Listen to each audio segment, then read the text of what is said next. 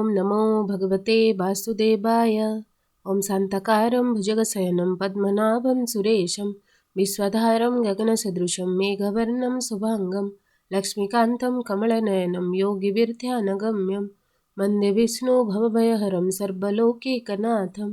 नमस्कार। आज आम्ही ओडिया श्रीमद् भागवतर दशम स्कंध गोपलीलार षष्ठ अध्याय पाठ करिबा। व्यास कुमार मुखु शुणी अमृत भागवत बाणी आनंदे पुलकित होई मुनि चरणे शिर देई उठी जोड़ीण बेनी कर राजन बोलई उत्तर परीक्षित उवाच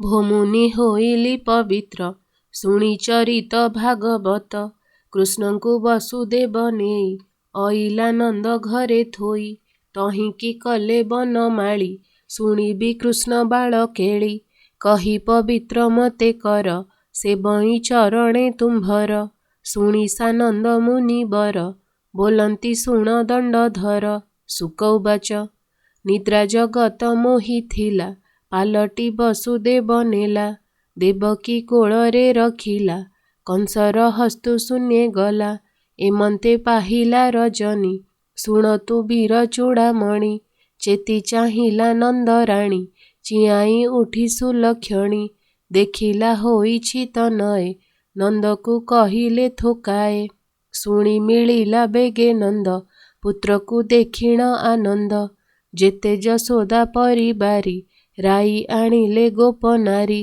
ब्राह्मणे मिलिले गहळ शुणिले पुत्र जन्म गोळ नंद देखिण द्विजगण तक्षणे पूजिला चरण बेगे से होई शुचिवंत कांचन आनिला बहुत ब्राह्मणे कले वेदध्वनि मंगल शुभ लग्न घेनी कराई जात कर्म विधि देवता पितृंकु आराधी विप्रंकु अनेक पूजिला बेनिनियुत धेनु देला मंडिण वस्त्र अलंकार चंदन कुसुम चामर तिल पर्वत मान करी देला कांचन वस्त्र भरी विप्रे पढ़िले वेदचारी रंगे नाचंती गोपनारी सुतमा गध बंदी मिली गाबंती मंगल उच्चारी बाजई वीर तुरी भेरी आनंदे मंगल महुरी नंदर घरे पुत्र जात चहल शुभे अप्रमित गोपनगरे जेते लोके चियाई धाई छंती थोके सुखेण पाहिला रजनी बाहर होइले कामिनी अगणा खर की पहरा चंदन गोली दियंती छेरा दुआरे सुवर्ण कलसे तोरणा लंबांती हरसे गोरुंकु मंडंती गोपाळे वस्त्रभूषण फूल माने वृषभ सुरभि बाछुरी हळदी तेल तांकु बोली गौड़े शुचिवंत होई जे जाहा अलंकार नेई हार कंकण कर्ण फूल बाजेणी नुपुर अमूल्य एमंते पिंधी अलंकार हस्ते घेनिले दुर्बांकुर एक आरेके आग होई मिलिले नंद घरे जाई गोपीए नित्य कर्म सारी देहरे अलंकार भरी पिंधिले नाना वस्त्र मान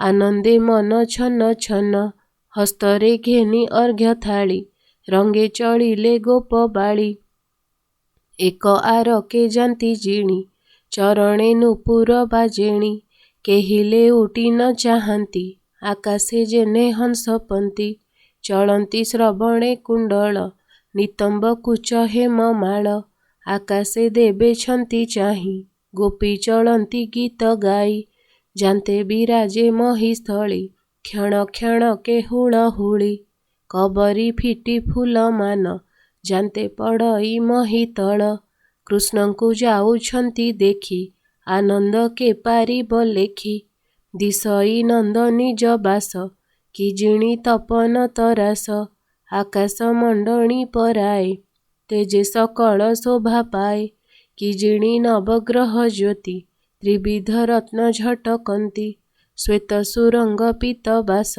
विविध चारु वर्णे वस्त्र जही गोविंद देह धरी के ताहा वर्णिब विचारी ନନ୍ଦର ମନ୍ଦିରେ ମିଳିଲେ ମଙ୍ଗଳ ଗୀତ ନାଦ କଲେ। ଅନ୍ତୁଡ଼ି ଶାଳେ ଯାଇ ମିଳି ହାସେକେ କରନ୍ତି ଢମାଳି। ଯଶୋଦା କୋଳେ କୃଷ୍ଣ ଦେଖି ନିର୍ମଳ କଲେ ଚର୍ମ ଆଖି। ଅକ୍ଷତ କୃଷ୍ଣ ଶିରେ ଦିଅନ୍ତି ଆନନ୍ଦେ କଲ୍ୟାଣ କରନ୍ତି। ବୋଲନ୍ତି ଯଶୋଦାଙ୍କୁ ଚାହିଁ ଧନ୍ୟ ଜୀବନ ତୋର ଆଇ। ଆମ୍ଭ ଆୟୁଷ ଘେନି କରି ତୋ ପୁତ୍ର ବର୍ତ୍ତୁ ଯୁଗ ଚାରି। ଏ ଆମ୍ଭ ଗୋକୁଳ ରଖିବ ଏହାକୁ ରଖୁ ସଦା ଶିବ। ହଳଦୀ ତେଲ ଘେନି ଥୋକେ ବୋଲନ୍ତି ଏକକୁ ଆରକେ। ଖେମଟା ନାଦେ କରତାଳି ଆନନ୍ଦେ ନାଚନ୍ତି ଗୁଆଳି। କରେ ବଜାନ୍ତି କରତାଳି ଢଗ ଢମାଳି ରଙ୍ଗ କେଳି। ବିଜୟ ପରମ ମଙ୍ଗଳ ଆନନ୍ଦ ମାନଙ୍କର ମୂଳ। ଗୋପାଳେ ଏକକୁ ଆରକେ ସିଞ୍ଚନ୍ତି ଦୁଧ ଦଧି ଥୋକେ। ଲବଣୀ ଘେନି ମରାମରି ନାଚନ୍ତି ଏକୁ ଆରେ ଧରି। ଆନନ୍ଦ ହୋଇ ନନ୍ଦରାଏ ଭଣ୍ଡାରେ ଫେଇଲେ ଥୋକାଏ। ଅନେକ ଗୋରୁ ବସ୍ତ୍ର ଧନ ତୋଷିଲେ ଜଣେ ଜଣେ ମନ। ରୋହିଣୀ ନିକଟେ ମିଳିଲେ ଅନେକ ଧନ ରତ୍ନ ଦେଲେ। ଗୋପୀଙ୍କି କରାଇ ହରସ ଭୋଜନ ଦେଲେ ଷଡ଼ରସ। ଶ୍ରୀକୃଷ୍ଣ ଜନ୍ମ ମନେ ଗୁଣି ଗୋପେ ବିଜୟ କମଳିନୀ। କେ କହୁ ଗୋପର ସମ୍ପଦ ଯହିଁ ବିଜୟ ଆଦି କନ୍ଦ। ଶୁଣ ହେ କୁରୁ ନୃପମଣି ଜନ୍ମ ଉତ୍ସବ ଅନ୍ତେ ପୁଣି। କଂସର ଆଡ଼ତିଆ ଥିଲା ନନ୍ଦକୁ କ୍ଷଣେ ନ ଛାଡ଼ିଲା। ଦଇବେ ଆକଟ ଅପାର ନେବ ସେ ବରଷକ କର।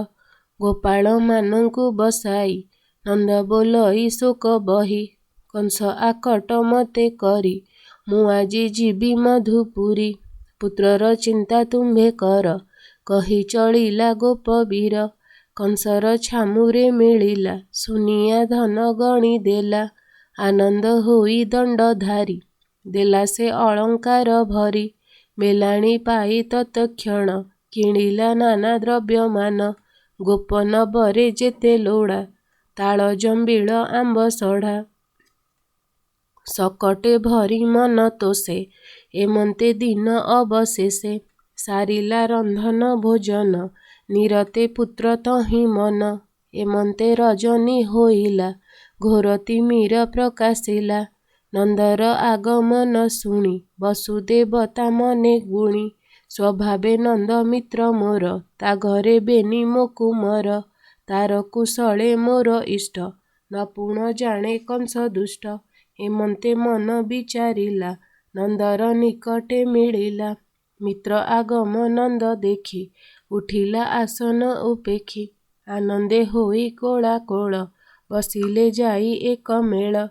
ପୂର୍ବର କଥା ମାନ କହି ଏକ ଆରକେ ଭାବ ବହି। ବୋଲନ୍ତି ବସୁଦେବ ହସି ନନ୍ଦ କୁଶଳ ପରଶଂସି। ବୃଦ୍ଧ ବୟସେ ତୋର ସୁତ ଶୁଣି ହୋଇଲି କୃତକୃତ୍ୟ। ମନୁଷ୍ୟ ଜନ୍ମର ଏ ସାର ବୋଲନ୍ତି ସଂସାର ବେଭାର। ଦାରା ତନୟ ବନ୍ଧୁଗଣ ଧନ ସମ୍ପଦ ଏ କାରଣ। ଏତେ ନଥିଲେ ଦୁଃଖ ପାଇ ଉଭୟ ଲୋକେ ସୁଖ ନାହିଁ। ଏ ପୁଣି ହୁଅଇନା ସତ୍ୟ ଦର୍ପଣେ ପ୍ରତିମା ଯେମନ୍ତ। ଚିତ୍ର ପ୍ରତିମା ପ୍ରାୟେ ଠୁଳ ଯେମନ୍ତେ ସମୁଦ୍ର ଉଲ୍ଲଳ। ଭଲେ ଅଛନ୍ତି ନା ଗୋକୁଳ ତୃଣ ବିରୁଦ୍ଧ କନ୍ଦମୂଳ। ଗୋପୀଏ ଅଛନ୍ତି ନା ଭଲେ ରୋହିଣୀ ଯଶୋଦାର ତୁଲେ। ମୋହର ରୋହିଣୀର ସୁତ ତୁମ୍ଭେ ତାହାର ତାତ ମାତ। ପିତା ବିଚ୍ଛେଦେ ଅରକ୍ଷିତ ତୁମ୍ଭର ପାଳିବା ଉଚିତ। ମୁଁ କି କରିବି ଉପକାର ଏତେ ଅନ୍ତରେ ଗୃହ ମୋର।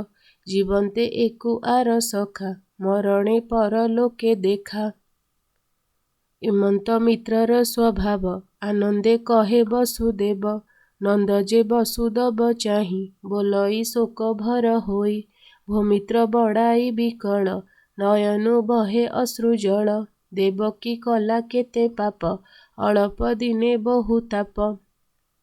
ପ୍ରସବେ ବରଷେ ବରଷ ଛପୁତ୍ର କଂସ କଲା ନାଶ।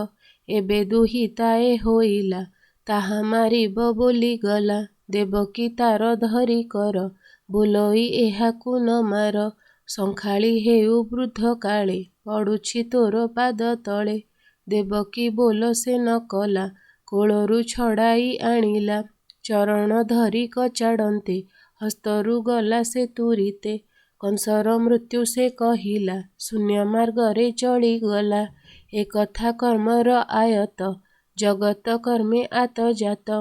ଏହା ଜାଣନ୍ତି ଜ୍ଞାନୀ ଲୋକ, ତେଣୁ ନ ଲାଗେ ଦୁଃଖ ସୁଖ। ବୋଲଇ ବସୁଦେବ ଶୋକେ, ଯାହା ଅର୍ଜିଲି ପୂର୍ବ ଲୋକେ।